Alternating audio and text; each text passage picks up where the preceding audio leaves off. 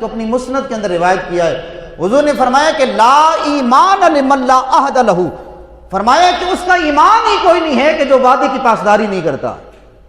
جو بندہ وعدہ کر کے وعدے کی وفاداری نہیں کرتا وہ بندہ مومن نہیں ہے۔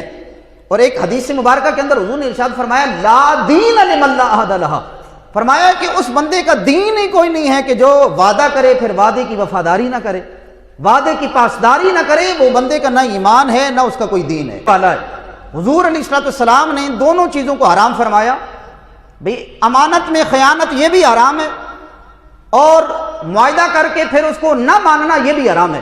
اور پھر حضور علیہ السلام نے ارشاد فرمایا کل قیامت کے دن خائن کو جب لایا جائے گا نا تو خائن کا، خیانت کرنے والے کا ایک جھنڈا لہرایا جائے گا، بھئی یہ ہے خائن، اور اس جھنڈے کی وجہ سے پہچان یہ ہوگی کہ جس کے اوپر یہ جھنڈا لگا ہوا ہے یہ خیانت کرنے والا تھا، یہ لوگوں کو دھوکہ دینے والا تھا۔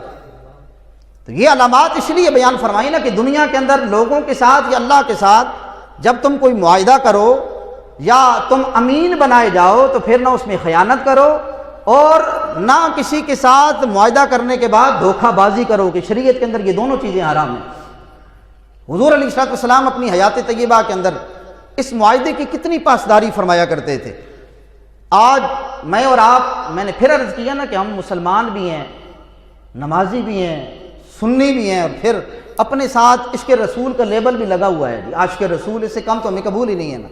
حضور علیہ السلام اپنی حیات طیبہ کے اندر اس معاہدہ کی کس قدر پاسداری فرمایا کرتے تھے۔ جنگ بدر کا موقع ہے اور عالم یہ ہے کہ اسباب بھی نہیں ہیں صحابہ کرام علیہ رضوان کے پاس، تعداد بھی کم ہے، قلت میں حضرت حذیفہ بن یمان رضی اللہ تعالیٰ عنہ اور حضرت ابو حسین رضی اللہ تعالیٰ عنہ، یہ دو صحابی حضور علیہ السلام کی بارگاہ میں حاضر ہوتے ہیں عین حالت جنگ میں، اور عرض کی یا رسول اللہ صلی اللہ علیہ وسلم جب ہم آ رہے تھے تو ہمیں کفار نے روک لیا، پکڑ لیا، قید کر لیا، اور رشتہ داری ظاہر ہوئی جب، تو انہوں نے اس شرط پر ہمیں چھوڑا ہے کہ مسلمان ہمارے ساتھ نبض آزما ہونے والے ہیں، میدان جنگ میں اترنے والے ہیں، تم نے ان کی لشکر میں شامل ہو کر ہمارے خلاف جنگ نہیں کرنی ہے، اگر تو یہ شرط تمہیں قبول ہے پھر ہم تمہیں چھوڑ دیں گے ورنہ نہیں چھوڑیں گے۔ حضرت حذیفہ بن یمان اور حضرت ابو حسین انصاری رضی اللہ تعالیٰ عنہ، یہ دونوں صحابی رسول ہیں۔ لیکن یا رسول اللہ ہم معاہدہ کر کے آ تو گئے، اب تعداد بھی صحابہ کی تھوڑی ہے، آلات حرب و جنگ بھی نہیں ہے ہمارے پاس، اور ایسا نہیں ہو سکتا کہ ہمارے آقا و مولا میدان جنگ میں جہاد کے لیے ہیں، ہمارے بھائی حالت جنگ میں میدان میں ہیں، اور ہم اس جہاد جیسے عظیم فرض سے سبکدوش ہو جائیں اور پیچھے ہٹ جائیں، ایسا نہیں ہو سکتا ہے۔ یا رسول اللہ ہم معاہدہ تو ان کے ساتھ کر آئے ہیں لیکن ہم میدان جنگ میں اتریں گے اور لڑیں گے ان کے خلاف۔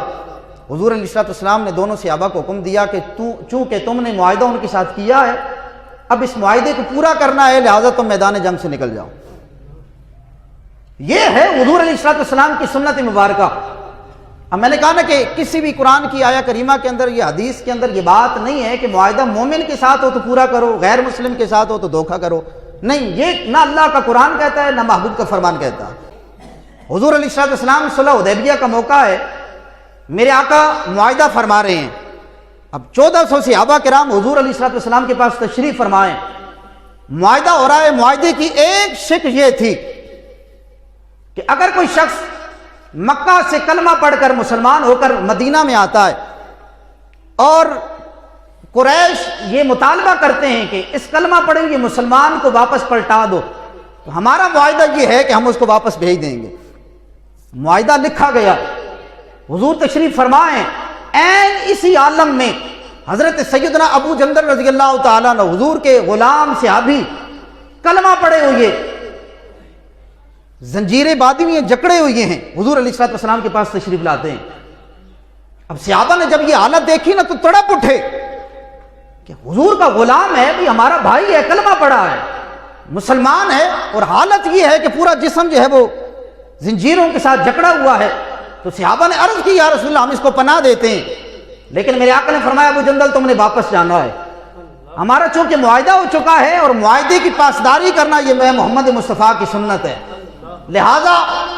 اللہ کی بارگاہ میں صبر کر اللہ اس کا تمہیں دنیا کے اندر بھی اور آخرت میں بھی صلہ عطا فرمائے گا۔ اب صحابہ تو تڑپ اٹھے نا، کہ ایک تو یہ بات تھی کہ وہ کلمہ پڑے ہوئے تھے، مسلمان تھے، اور ان کے خاندان والوں نے ان کو باندھ کر رکھا ہوا تھا، پہلے ہی اذیتوں سے دوچار کر رہے تھے۔ اب وہ مسلمان ہونے کے ساتھ ساتھ مفرور بھی قرار پائے کہ آپ فرار ہو کر آئے۔ اب جب واپس پلٹ کر گئے ہوں گے تو پھر کفار نے کتنا تشدد کیا ہوگا، کتنا ظلم و ستم کا نشانہ بنایا ہوگا، لیکن قربان جائیں میرے آقا کی سنت پر آپ نے فرمایا کہ واپس پلٹ جا، اور قربان جائیں اس صحابی رسول کی زبان پر کوئی شکوہ نہیں تھا، یا رسول اللہ آپ کا کلمہ پڑا ہے، سزا پہلے بھگت کر آیا ہوں، واپس جاؤں گا پھر زد و کوب کیا جاؤں گا، تشدد کا نشانہ بنایا جاؤں گا۔ نہ یہ صحابی تھے، حضور نے جب فرمایا کہ پلٹ جا تو صحابی رسول کی زبان پر شکوہ کے الفاظ نہیں تھے، عین اسی عالم میں واپس پلٹ جاتے ہیں۔ حدیث کی روشنی میں وہ بندہ مومن نہیں، اس کا دین ہی نہیں ہے کہ جو معاہدہ کرے اور پھر معاہدے کی پاسداری نہ کرے، وقت کا وزیر ہو، وقت کا حاکم ہو۔ یہ ساری بات کا جو لب لباب ہے نا، وہ آپ کو سمجھانا مقصود ہے کہ 16 فروری قریب ہے، حکومت کا ہمارے ساتھ معاہدہ یہ تھا تحریک لبیک کے ساتھ، اور یہ کوئی اپنی عزت کے لیے نہیں نکلے تھے، یہ حضور کی عزت کی چوکیداری کے لیے نکلے تھے، اور معاہدہ کیا ہے ریاست نے، ریاست کے ذمہ داران نے وعدہ کیا ہے بھئی تم 3 مہینوں کا ٹائم ہمیں دو، اور ان 3 مہینوں کے اندر ہم فرانسیسی سفیر کو نکال دیں گے،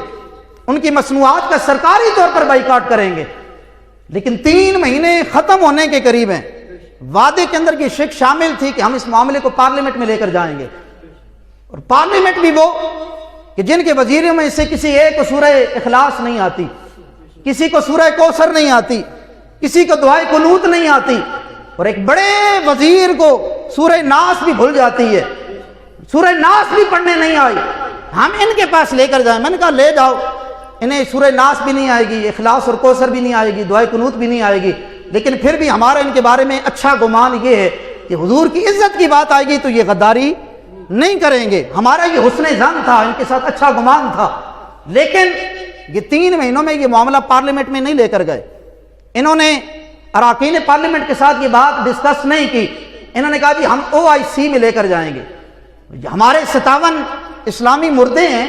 ہم ان کے ساتھ یہ معاملہ کریں گے۔ میں نے کہا بات جب تمہاری تنخواہ کی آتی ہے تو تم کیا OIC میں جاتے ہو کہ یار میرا 2 لاکھ میں گزارا نہیں ہوتا؟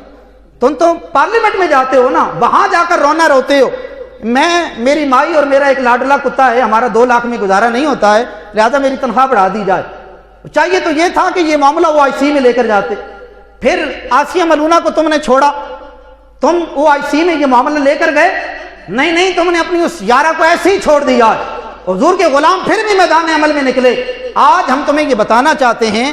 کہ قبلہ امیر مجاہدین کی ساری زندگی حضور کی عزت اور آپ کی ختم نبوت کی چوکیداری میں گزری ہے،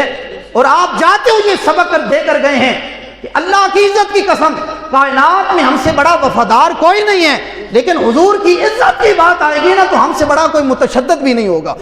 یاد رکھو ہم نے یہ جانی حضور کے نام پر رکھی ہوئی ہیں، اور ہم یہ بتانا چاہتے ہیں کہ 16 فروری قریب ہے، ہوش کے ناخن لو اور معاہدہ پورا کرو۔ بات اتنی ہے، اپنی ذات کے لیے تو نکلے نہیں نا، ہم نکلے حضور کی عزت کے لیے،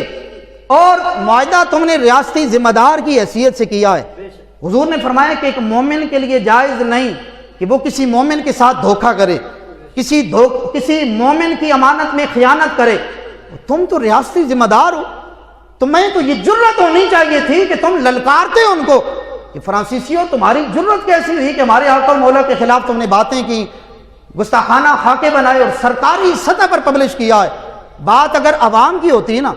یہاں دن بھر میں ایک کلپ دیکھ رہا تھا کہ جس میں حضور علیہ السلام کی پسندیدہ جو غذائیں تھی نا اس ٹیبل پر سجایا جاتا ہے اور بیان کیا جا رہا ہے کہ جی حضور علیہ السلام کی یہ میٹھا یہ بھی سنت ہے، حضور علیہ السلام کی سنت مبارکہ ہے، یہ بھی سنت مبارکہ ہے، پورا ایک ٹیبل سجا ہوا ہے، حضور علیہ السلام کے جو پسندیدہ کھانے ہیں اس کے اوپر چنے ہوئی ہیں، بتایا جا رہا ہے۔ میں نے کہا ان 18 قسم کے کھانے جو حضور علیہ السلام کے بیان فرمائے کہ حضور کی سنت ہیں، اس کے ساتھ یہ تلوار بھی رکھ دیتے نا کہ حضور علیہ السلام کو اگر کھانے پسند تھے تو میرے آقا کے ساتھ ہر وقت جو ہے وہ تلوار بھی لٹکی ہوئی ہوا کرتی۔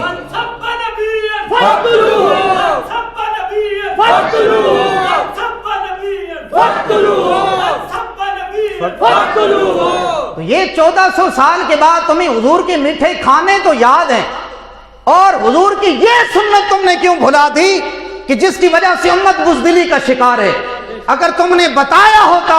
کہ میٹھا کھانا حضور کی سنت ہے تو تمہیں یہ بھی بتانا چاہیے تھا کہ خندق کے مقام پر میرے آقا نے اپنے بطن اقدس پر 2 پتھر بھی باندھے ہیں۔ تمہیں چاہیے یہ تھا کہ اس دسترخوان پر وہ پتھر بھی سجاتے اور امت کو بتاتے کہ اگر کچھ مل جائے تو یہ بھی حضور کی سنت ہے، اور اگر کچھ نہ ملے تو پیٹ پر پتھر باندھنا یہ بھی حضور کی سنت مبارکہ ہے۔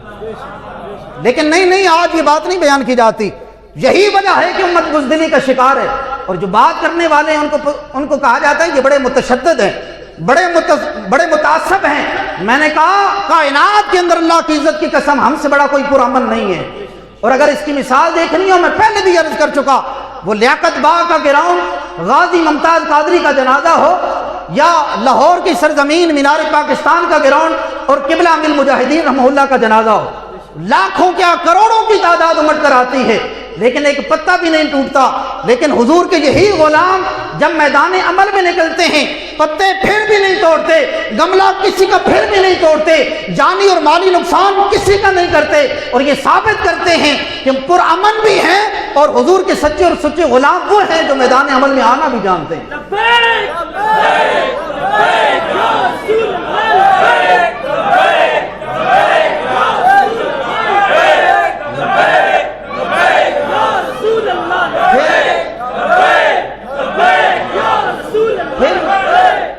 ان کھانوں میں نے عرض کیا نا کہ آج 1400 سال کے بعد بھی ہمیں کھانے یاد ہیں،